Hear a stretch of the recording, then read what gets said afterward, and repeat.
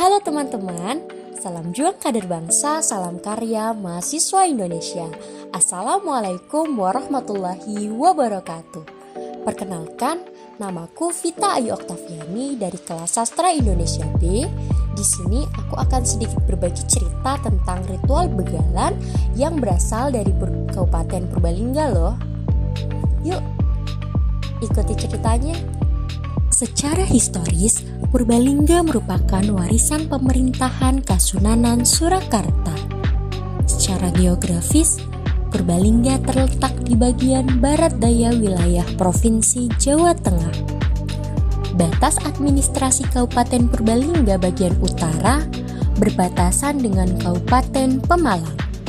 Di bagian timur berbatasan dengan Kabupaten Banjarnegara dan Kabupaten Pekalongan. Di bagian selatan tentunya berbatasan dengan Kabupaten Banjarnegara dan Kabupaten Banyumas. Dan di bagian barat berbatasan langsung dengan Kabupaten Banyumas.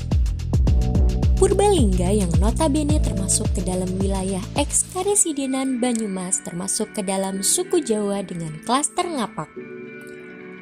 Masyarakat Ngapak sendiri memiliki ciri yang unik. Mereka disebut sebagai Adoh Ratu Cedakwatu yang kurang lebih memiliki makna jauh dari raja, dekat dengan batu. Artinya, masyarakat penutur bahasa Ngapak jauh dengan rajanya baik secara geografis maupun interaksi kebudayaan. Hal tersebut kemudian melahirkan kultur bahasa yang dibentuk oleh kerajaan tidak banyak yang masuk ke Karesidenan Banyumas, yakni Banyumas, Purbalingga, Cilacap, Banjarnegara, dan sekitarnya. Kultur tersebut yang kemudian menjadikan masyarakat Ngapak, Banyumas, Purbalingga, dan sekitarnya sering distereotipkan sebagai orang yang egaliter, cablaka, keras, dan apa adanya. Salah satu kesenian yang berkembang di wilayah Ngapak ini yakni begalan. Ritual begalan merupakan salah satu rangkaian dalam upacara pernikahan masyarakat Jawa yang dilaksanakan dengan pengantin putra maupun putri sesuai pada prasyarat-prasyarat berikut. Yang pertama, mbarep ketemu mbarep. Anak pertama, sulung atau mbarep, menikah dengan anak pertama. Yang kedua, ragil ketemu ragil, yakni anak terakhir menikah dengan anak terakhir juga. Dan yang ketiga, mbarep ketemu ragil atau ragil ketemu mbarep. Anak pertama atau sulung menikah dengan anak terakhir dan anak terakhir menikah dengan anak pertama. Ritual begalan memiliki kaitan yang erat dengan folklore yang berkembang di masyarakat setempat. Menurut folklore yang dituturkan oleh Bapak Sugiono selaku salah satu juru begal, yang juga pegiat kesenian tradisional di Kabupaten Purbalingga, asal mula ritual begalan diadakan pada masa pemerintahan Bupati pertama Banyumas yaitu Raden Jaka Kaiman. Ritual begalan tersebut dilakukan untuk menolak sukerta yang berarti mara bahaya, bala, sengsara pada rumah tangga dan juga merupakan penghormatan atas tragedi berdarah yang pernah terjadi. Adapun tragedi tersebut adalah peristiwa terbunuhnya Ki Warga Utomo yang merupakan Adipati Wirasaba dan sekaligus mertua dari Jaka Kaiman.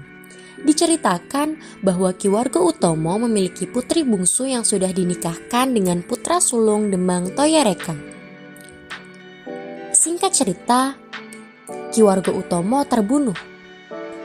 Alkisah, sebelum Ki Warga Utomo mati, ia sempat meninggalkan pesan untuk keturunannya Tedak Pitu Turunwulu agar tidak menikah atau berbesanan dengan keturunannya Demang Toyareka, tidak tinggal di rumah Balai Malang, tidak makan dengan lauk pindang banyak dan timun buku, tidak berpergian dengan menunggangi kuda dawuk, dan juga tidak berpergian pada hari Sabtu Pahing. Dengan adanya musibah tersebut, Bupati Jaka Kaiman memberikan wejangan untuk mengadakan ritual begalan dalam rangkaian upacara pernikahan dengan kondisi tertentu untuk membuang sukerta. Saat ini, Ritual begalan yang berkembang tidak hanya pada kondisi tertentu seperti yang sudah dijelaskan sebelumnya. Namun, siapa saja yang mau melakukan begalan pada acara pernikahannya tetap dibolehkan. Hal itu dibolehkan karena begalan sendiri justru banyak memberikan nasihat-nasihat agung yang akan menjadi bekal bagi pasangan suami istri dalam kehidupan berumah tangga nantinya. Adaptasi pun dilakukan agar terhindar dari unsur syirik sehingga terdapat akulturasi ajaran Islam ke dalam ritual begalan itu sendiri. Prosesi begalan berlangsung layaknya drama perampokan yang dilakukan oleh Surogento kepada Suropati, diawali dengan iringan rombongan pengantin putra menuju ke rumah pengantin putri. Iringan ini dikawal oleh tokoh Suropati. Suro artinya berani, pati artinya mati. Hal tersebut berarti berani mati, yang tentunya merepresentasikan utusan dari pengantin putra dengan membawa seperangkat alat dan kebutuhan rumah tangga yang disebut dengan Brenong Kepang. Selanjutnya, dari wilayah pihak pengantin perempuan dijaga oleh centeng bernama Surogento. Suro berarti berani, gento berarti pencuri. Ia berpenampilan seperti begal atau perampok. Surogento menghampiri Suropati dan iringannya untuk mencegah mereka masuk ke wilayah pengantin putri. Saat babak ini terjadi, dialog antara Suropati dengan Surogento menggunakan bahasa ngapak Banyumasan dan tentunya diselingi dengan guyon atau dagelan. Pada babak ini, Suropati juga menjelaskan makna-makna dari setiap perabotan yang dibawanya.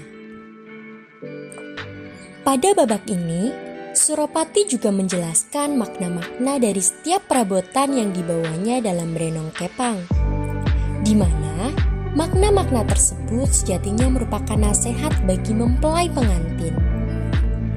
Akhir dari adu mulut di antara Surogento dan Suropati berujung berkelahian. Surogento yang menggunakan senjata berupa wuliranya, Suropati menggunakan centong lemah layu yang akhirnya mampu melumpuhkan keangkuhan dari si begal tersebut. Pada akhirnya, Surogento pun mengalah dan mau mengantarkan rombongan pengantin putra menuju ke pengantin putri. Kemudian, rombongan tersebut bersama membaca Tembang Mocopat yang liriknya sudah diganti menjadi terjemahan surat Al-Fatihah dalam bahasa Jawa. Selama prosesi begalan berlangsung, juga diiringi oleh pembacaan mocopat dan tabuhan gending Banyumasan oleh beberapa pemain. Namun, pada kondisi tertentu, hanya diiringi melalui alunan musik digital berupa rekaman gending Banyumasan. Begalan memiliki filosofi bahwa pasangan pengantin dalam berumah tangga ibarat tanam atau ta'enam, takwallah, tahabub, ta'awun, ta'asyur, dan takhofur. Juga yang terakhir ada tasyakur.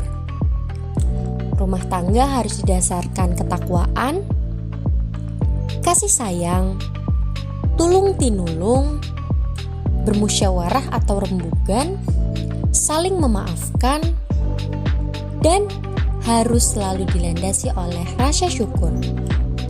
Jika 6 tak tadi tercapai, maka insya Allah balai wisma atau rumah tangga akan mencapai sakinah, mawadah, warohmah. Setiap perabotan yang dibawa oleh Suropati dalam seperangkat Brenong Kepang merupakan tanda yang memiliki makna tertentu. Tanda-tanda tersebut tentunya harus dapat diterima secara fisik oleh panca indera manusia yang menjadi lambang atau menandai sesuatu bagi seseorang dalam suatu konteks tertentu. Sebagai sebuah folklore, tradisi ritual begalan merupakan warisan budaya setempat yang mengandung kearifan lokal atau local wisdom atau local knowledge. Begalan ditanggap pada rangkaian upacara pernikahan, yakni saat rombongan pengantin pria hendak memasuki wilayah rombongan pengantin wanita. Saat ini, begalan masih bertahan di masyarakat wilayah Eks-Karisiden Banyumas sebab pada hakikatnya begalan masih relevan dengan kehidupan masyarakat. Tujuan awal diadakannya begalan yang digunakan untuk menolak menghindari Sukerta kini justru diadaptasi menjadi sarana pembelajaran atau pemberian wejangan kepada para calon mempelai pengantin. Beberapa contoh perabotan yang dibawa diantaranya ian yang memiliki makna ngiani atau mengiakan. Selanjutnya ada ilir yang berarti sumilir. Maknanya adalah agar dalam rumah tangga kita jangan melalaikan yang punya kehidupan, yakni Allah Subhanahu wa Ta'ala atau Tuhan Yang Maha Esa. Kemudian ada tampah. Tampah yang diwengku atau diikat, yakni bermakna ketika sudah terjadi proses melamar atau menerima lamaran, maka komitmen antara dua belah pihak pengantin harus kokoh dan tidak boleh membatalkan lamaran. Kemudian ada irik. Irik digunakan oleh ibu-ibu untuk memisahkan antara beras dengan kotorannya. Artinya, pasangan suami istri harus mampu memisahkan antara hal-hal yang baik, boleh atau tidak jika ditumbuhkan dalam keluarga. Selanjutnya ada centong. Centong bermakna pasangan suami istri harus bersama-sama mengolah masalah dengan kondisi yang dingin atau tenang.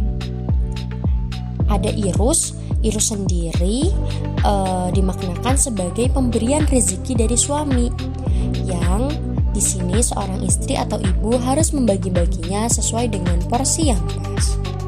Masih banyak alat-alat yang lain yang tentunya memiliki filosofi-filosofi yang sangat bermakna dan memberikan nasihat bagi mempelai pengantin. Ada ian, centong, irus, ceting, kukusan, sapu dan pengki, kendi lemah, godong sekompet,